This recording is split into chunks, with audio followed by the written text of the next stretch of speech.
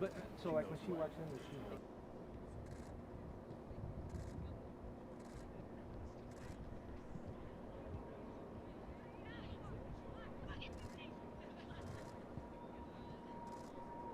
Women's football has evolved a lot in the last 4 years since the last World Cup, and I think it's going to be the most watched Women's World Cup in the history. Globally, this could definitely help just increase the platform and for women's football and the popularity, of course.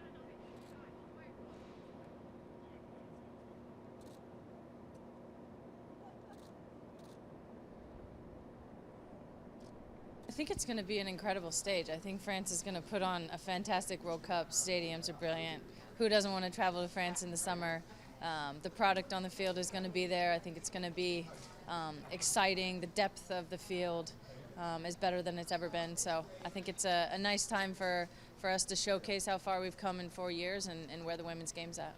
I think this will be a major world event, and I do believe every event will help springboard our sport onwards. I think the little girls are going to be sitting in South Africa, in Brazil, and they're going to see this, and it's going to obviously influence the whole world's game.